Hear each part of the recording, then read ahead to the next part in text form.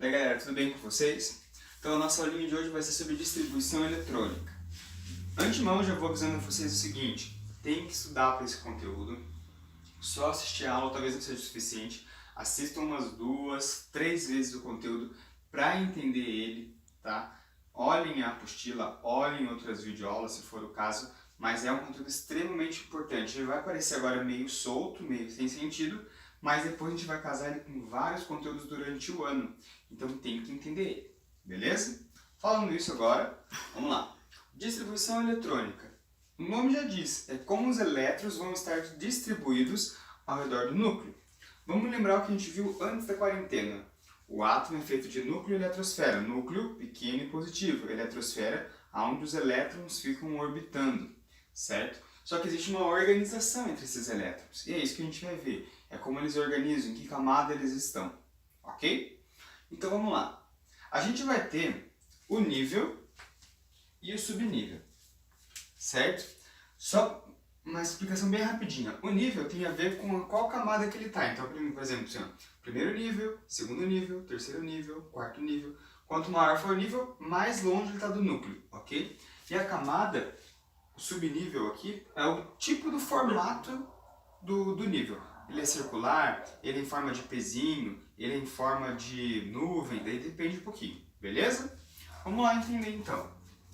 Os níveis a gente vai nomear de K até Q, certo? Mas na verdade mais importante do que as letras são os números. Então a gente vai numerar os níveis de 1 até 7. Agora vem a parte importante.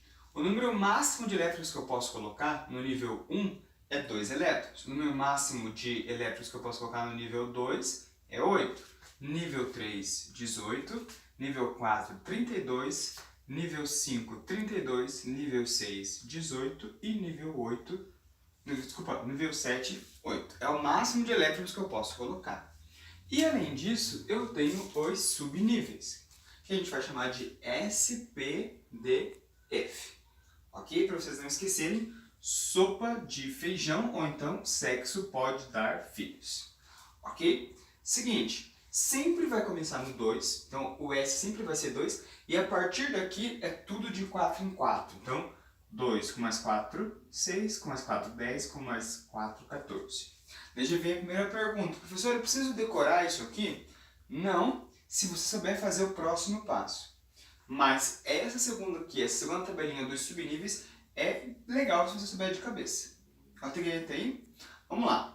Então agora a gente vem para a parte genial desse conteúdo, que é a montagem do diagrama de Linus Pauling.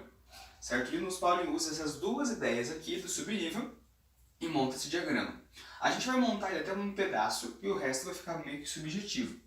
Tá? Então é o seguinte, nível K, ou seja, nível 1, eu posso colocar quantos elétrons? 2. Qual dos subníveis eu posso usar? Somente o S, porque é o único que tem 2. Então, ó, 1, porque é o subnível 1, S2.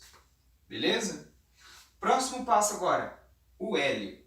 O L, eu posso colocar quantos elétrons? 8.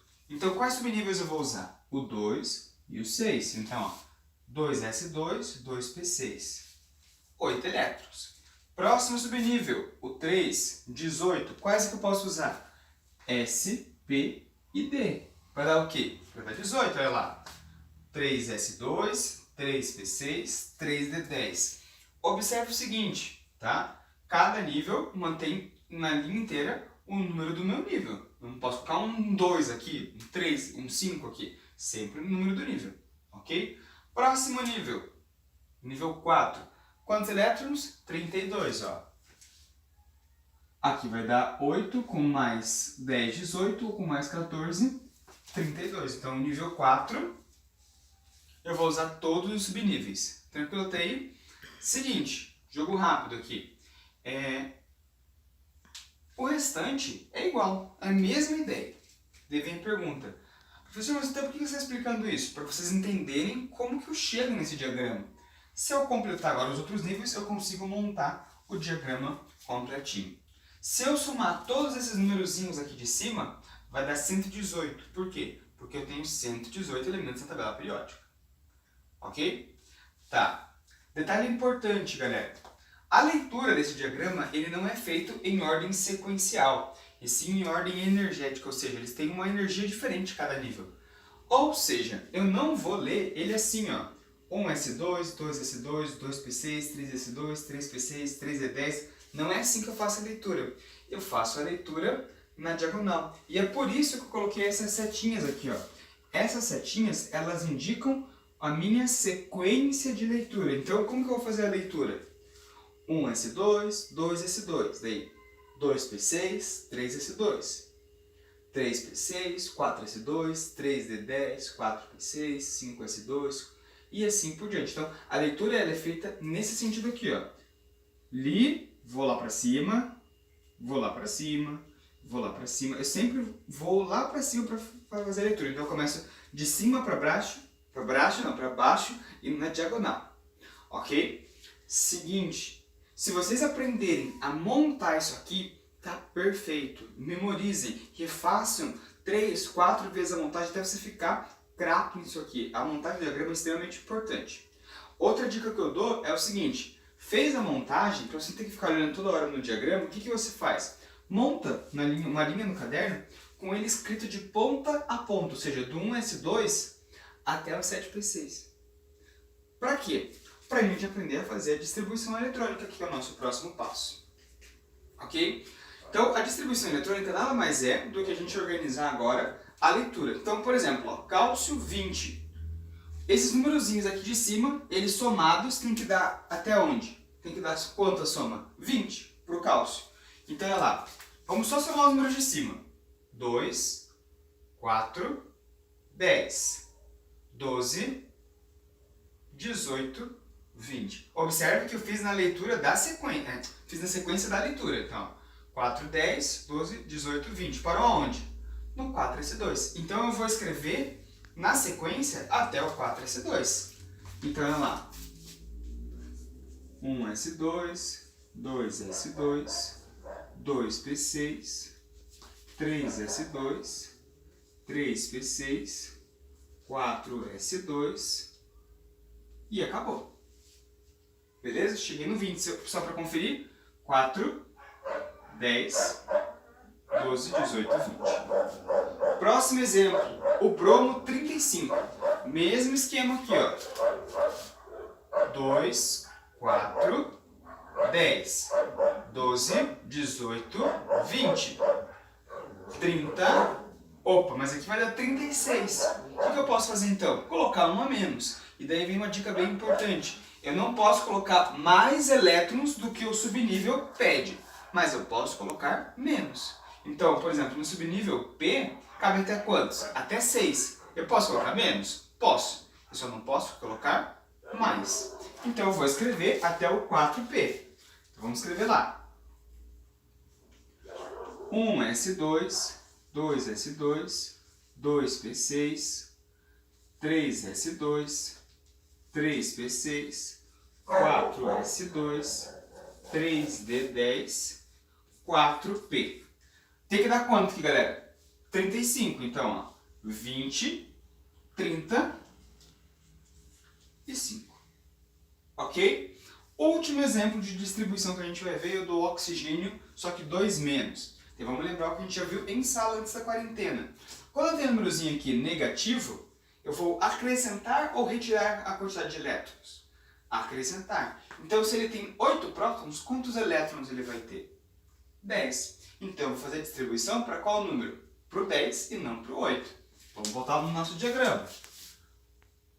2, 4, 10. Vou até onde? Até o 2P6. Ok? Então, vamos lá.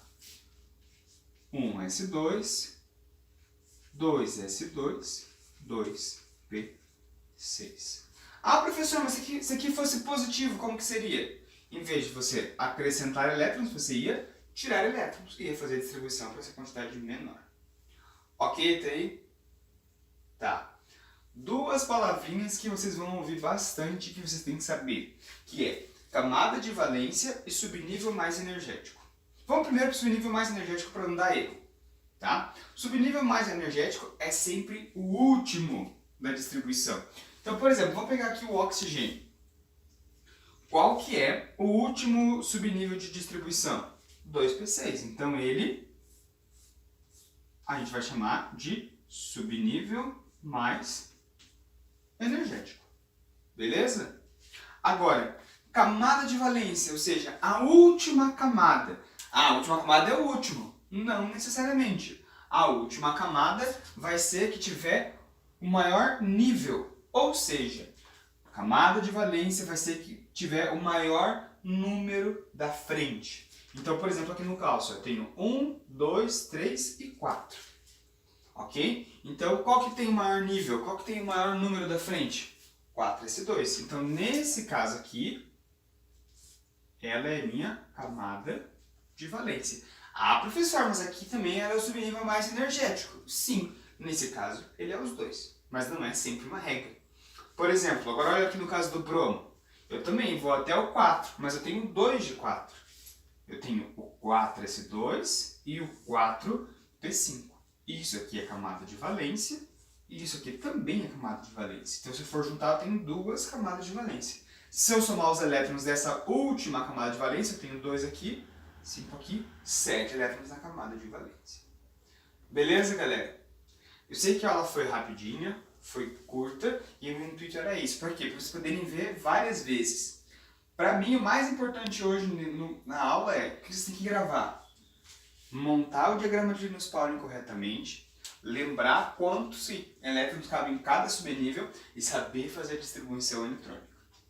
Beleza? Treinem várias vezes até cansar. Ok? Se cuidem, até uma próxima, lavem a mãozinha e façam exercícios. Falou, galera!